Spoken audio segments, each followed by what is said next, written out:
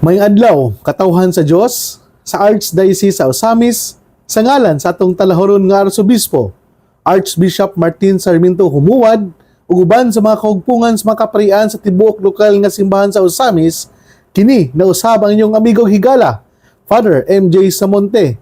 Maghatod og pamalandong ninyo karong adlaw karon nga Huwebes, sulod sa ika-8 nga semana sa ordinaryong panahon, Oktubre 18, 2024.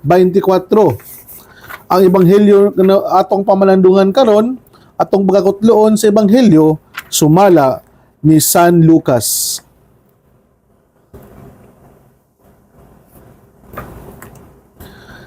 Si Jesus miingon, pagkaalaot ninyo, nagbuhat kamo og nindot nga mga lubnganan alang sa mga propeta og mga propeta nagipatay sa inyong mga katigulangan. Sa ingon niini, kamo mismo miangkon nga kamo miuyon sa gibuhat sa inyong mga katigulangan. Kay sila maoy nagpatay sa mga propeta, kamo ang nagbuhat sa ilang mga lubnganan. Tungod niini, ang kaalam sa Dios nagingon, padadaan ko sila mga propeta o mga sinugo o ilang patyo ng uban o ang uban ilang lutuson. Busa, silutan ang mga tao ni ining panahona tungod sa ilang pagpatay sa tanang mga propeta, sukad pa sa pagbuhat sa kalibutan. Gikan sa pagbuno kang Abel, ngadto sa pagbuno kang Zacarias, nga gipatay tunga-tunga sa halaran og sa balaan nga dapit. Oo, sultihan ko kamo, silutan ang mga tao ni ining panahona tungod kanilang tanan. Pagkalaot ninyong mga magtutudlo sa balaod, gitipigan ninyo ang yawi nga maoy moabli sa pultahan sa balay nga kahibalo apan kamo mismo dili mosulod o gisanta ninyo ang buot mosulod niini. Sa pagbiya ni Jesus niadtong dapita, gisaway siya pag-ayo sa mga magtutudlo sa balaod og sa mga Pariseo og nangutana sila kaniya mahitungod sa daghang mga butang. Kisulayan nila sila paglitag aron hisakpan siya nga nasayop sa iyang gisulti. Mga igsuon ang ebanghelyo sa Ginoo. Daygon ikaw o Kristo. Dako na kong pasalamat sa ato ang mahal nga Arsobispo, uban sa ato ang Chancellor og Economos na si Father Ondo Ruma, nga gitagaan ko nilang kahigayunan mga na makatambong sa ato ang 5th Asia Apostolic Convention on the Divine Mercy dinhi sa Sugbo, dinhi sa Cebu. Nagsugod adtong Oktubre 14 hangtod karong Oktubre 19 sa adlawng Sabado.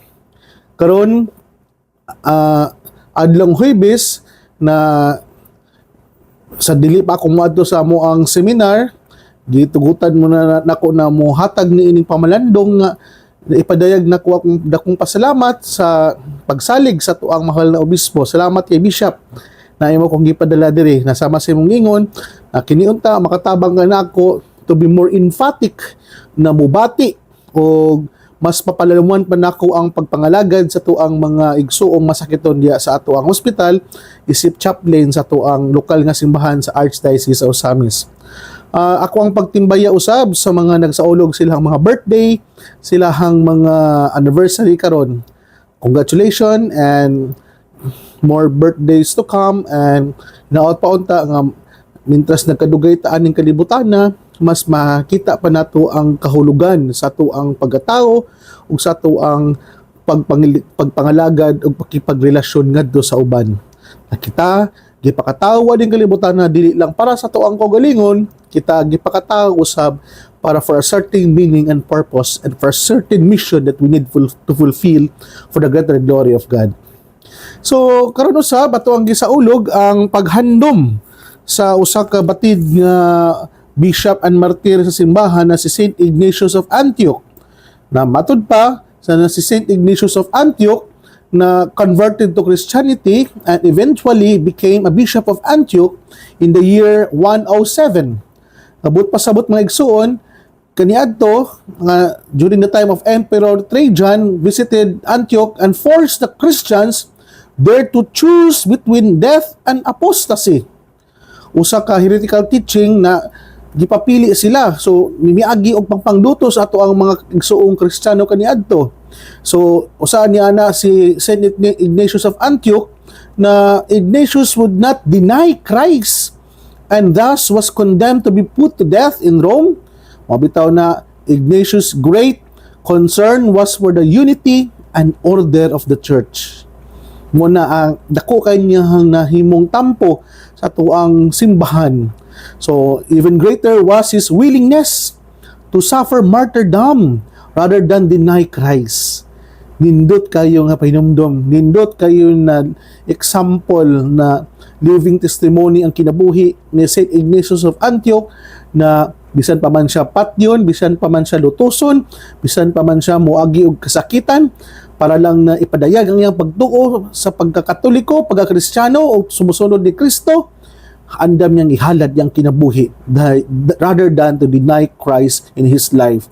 So matod pa that even greater was his willingness to suffer martyrdom rather than to deny Christ. He did not draw attention to his own suffering, but the love of God which strengthened him, that he know the price of commitment, would not deny Christ even to save his own life. So mga igsoon ko na ni Kristo, kita gipahinumduman nga sa ato ang pagkakatoliko, wala ta nahimong katoliko because of the perks and privileges of being a Catholic. Na bisan pa pamandiay nga moabot na ang punto og panahon, papilion ta to deny your faith or to remain faithful to our being a Christian or being a Catholic, asa man atong pagapilion. Mga igsoon ko ni Kristo, gipakita ka nato ni St. Ignatius of Antioch na ang pagsunod ni Kristo dili lang lunlon kalipay, dili lang lunlong palami, dili lang lunlon na puros lang kahumugaway, kundi buagi kita kasakitan, buagi kita og mga persecutions and even condemnations and even death. Because that is the true follower of Jesus, na mo andam ta mo sunod kaniya bisan pa man kita ilansang sa krus. Mao na ang nindot kayo nga pahinumdom kanato na ato ang pagka-faithful, ato ang pagka-loyal kaniya, na di gyud ta mabuhi sa to ang pagkakatoliko bisan usahay man gani. Wala naman ta gitawag karon og kanang mga pangpanglutos, Christian persecution, usahay makasinati ibig panglutos karon diya sa tuo mga kauban mismo susunod sa simbahan. Hinaot pa unta mga igsuon nga dili kita magluod sa simbahan, dili kita muhawa sa simbahan tungod kay nakita nato na dili maayong tawo ang ubang mga kauban nato diya sa simbahan. Og ikaduhang punto no ko mga igsuon, na dili unta ta mausab sa ato ang pagkamaayong tao bisan pa man usahay ang atong mga kauban diha sa simbahan dili maayo kanato. Na dili unta ta mausab sa ato ang pagkamaayong katoliko kay tungod nakita nato ang ubang kauban nato dili maayo. Na bitong ato ang faithfulness, ang ato ang pagkamaayong tao sumusunod ni Kristo, wala nag-agad kung unsa ang ato ang nakita sa uban, kundi nagikan sa ato ang self-conviction that I have to be good, I have to be holy, I have to be faithful and loyal to God because it is my inner conviction na ako ang pagkakatoliko nagsumikad o hinukad mismo sa ako ang personal and intimate relationship with God. Wala bitaw ka nga maayong tao ka kay maayo ang mga tao diya sa imong palibot. Mayong tao ka tungod kay kana ang imong gipahuptan na prinsipyo nga maayong tao ka kay tungod ang Dios na imong gisunod maayo man. Mapasayloon ka nga tao tungod kay ang Dios na imong gisunod mapasayloon man. Maalagaron ka ngadto sa uban kay ang Dios na imong gisunod maalagaron man ngadto sa uban.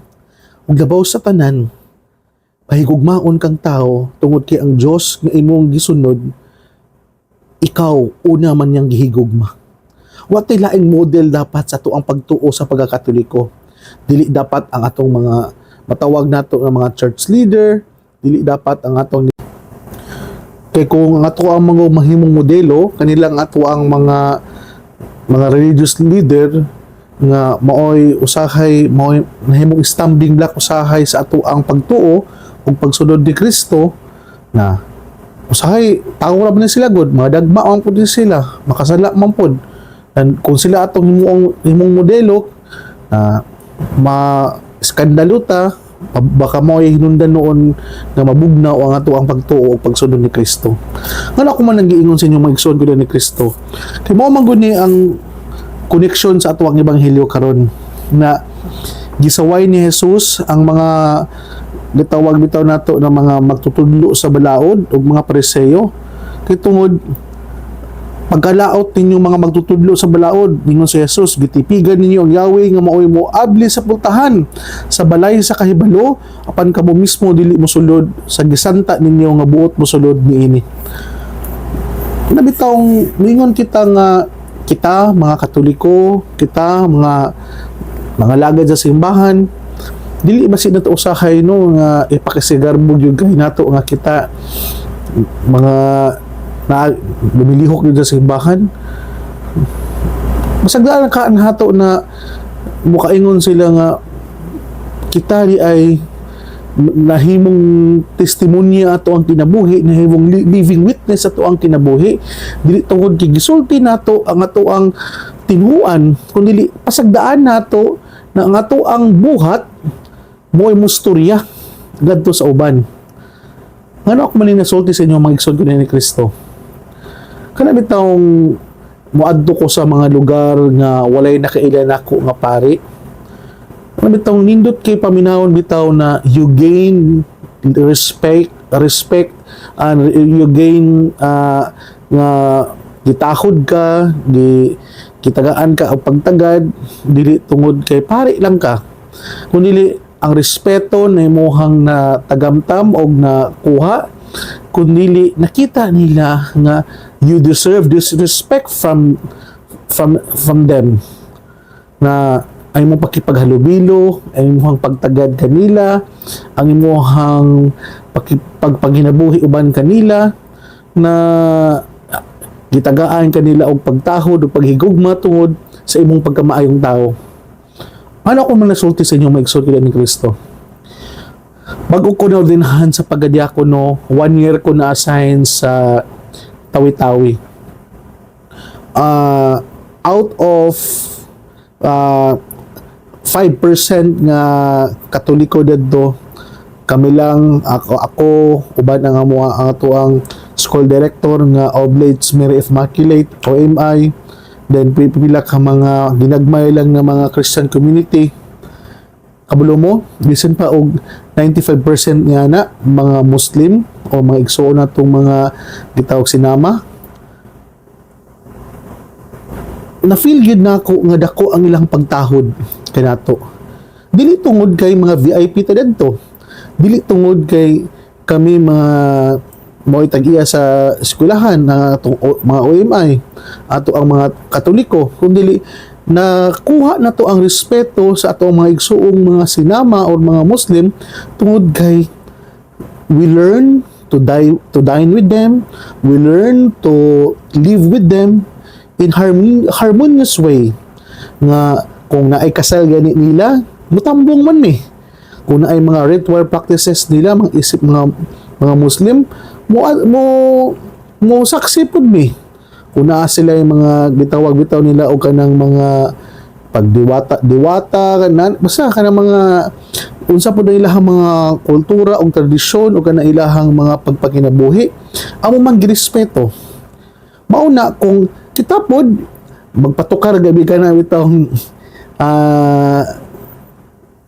kada bitawng kuan simbang gabi na kanta dayon kusog man jud kay na padunggan gyud na sa tibok village kay kuan da Islam ya girespeto pod nila nga kanang kantaha mo na wake up call sa mga pipila ka mga Katoliko nga mangmata o mutambong sa maong simbang gabi mas.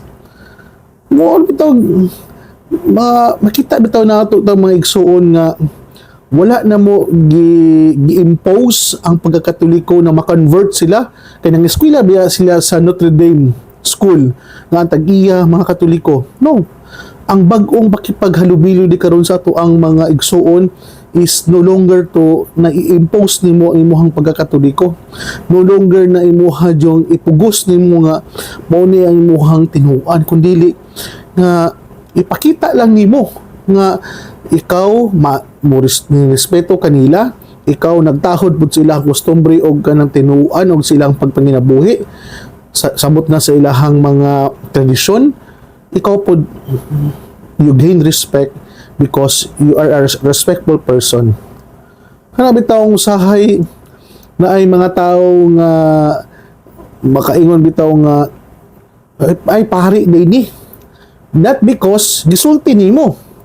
Makaingon sila nga pari ka tungod the way you speak, the way you act, the way you behave. Kay usahay biya maigsuon, mas makakaulaw pa biya kayo ay nga muingon bitaw kag pari biya ko. Pero ang imuhang kinaiya, ang imong batasan dili pang pari. Makaulaw ka na, mas makaka-create na iskandalo or mahimo ng stumbling block sa mga magtuto sa maning pariya oy nga hingon siya pari siya pero dili man pinari ang iyang dating nana dili mo na dili maayo noon, maka-iskandalo man na sa uban noon, mura man noon og mga nang makaunhuna og dili maayo ng uban, mas maayo to nga dili na nimo istorya nga ikaw pari, dili na nimo istorya nga ikaw inani, pero let your action, let your behavior, and let your attitude and character nga mopakita kung unsa ka sa imong pagkaikaw. Mao ni mas nindot para nako maigsuon ha. Kay yes, tay mga usahay nga kailangan ka magpaila kung if it's really necessary. Pero kung sa inyong panagtapok nimo sa ubang tao nga wala na kaila nimo, kung dili lang kailangan na magpaila, why should you show off na ikaw inana sagdaan na gud nimo nga sila mismo makadiscover nga lahi ka sa uban. So sagdaan lang gud nimo ang naing tao nga moingon nga murag kaning tawhana talagsaon lahi siya sa uban tungod kay lahi imong orientation, lahi imong mindset, lahi ka mang istorya, ug lahi ug nga bulantaw sa mga lahi imong perspective insight. Kay mas maayo na sila mismo ang makadiscover kung kinsa ug unsa ka ug mas nindot pa nun ang impact niya ana. Ano ako man nagsulti sa inyo maigsoon ko din ni Kristo. Tung sa Manila pa ko, na ako'y kanang wala bitong permintin na ko ginapalitan o kanang mga tubig. Yan itong gamay na gud siya nga tindahan. Kay bisan pa man o kanang nagsakay ko sa sakinan, wala bitong munaog ko, then nahimo na ako nahimo ko niyang regular customer. Anton nangutan lang siya nako na, sir, taga-asa di ka, perminti na ka makitaan nga maglabay di ka diri kanang buta na po nimo sa dili pang pinambog ha, buta na nimo kay mura bitaw na feel niya nga lahi daw ko sa uban niya mga customer. So dagto na ko nagpaila niya nga pare na ko na anang simbahana kanang simba pud mo na ha.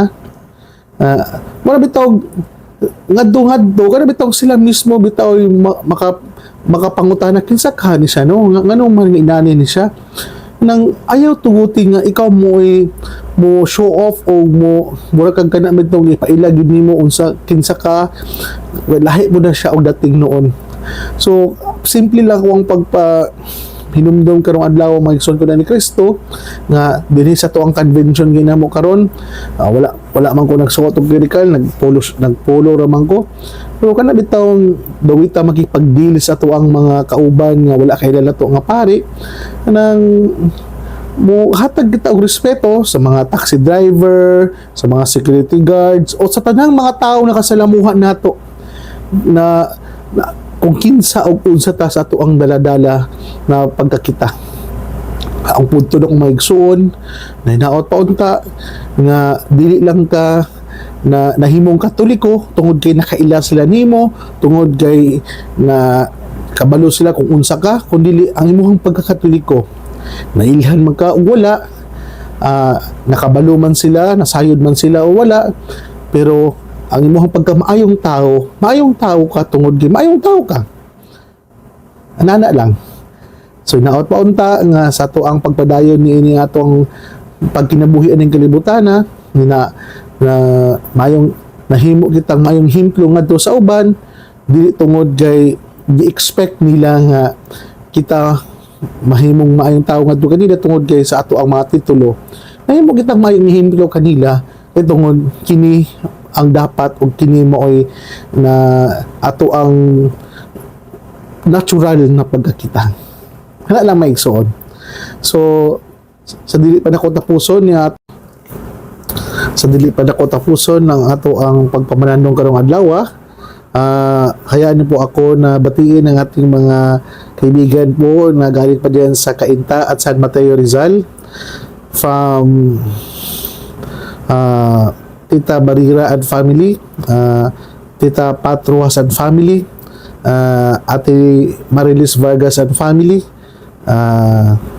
Sabado and Kahandig family, Ate Laila Del Mondo and family, at saka sa lahat po, sa Ate Bless and family, Ma'am Sara and family, at sa lahat po ng mga kaibigan natin na nakikinig ngayon, yung mga mother butler natin dyan sa San Mateo, yung mga kaibigan natin dyan from Cainta, from Sacred Heart Parish, from San Jose de Ampid, nasa anak ko na ulinahan. Maraming salamat po sa inyong pakikinig, kahit sabi nga po ni Atilay na hindi niya ko naintindihan sa aking mga reflection. At least you find time to listen to our daily reflection.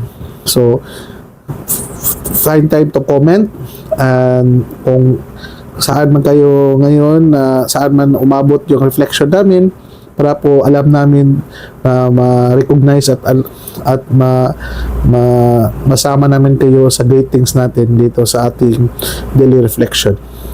So mga igsoon, din ako kutob, ayaw ka mong kalimot na ang pulong sa Dios angay gayud nga pamation, na pamalandungan o paningkamutan nga mapuy-an. Bulahan ng tao nga naningkamot magpuyo sa pulong ni Jesus. Sama siya sa kahoy nga gitanom, daplin sa sapa kansang ang dahon dili gayud malaya, ug timpo sa tingbunga muhatag siyag maayong mga bunga.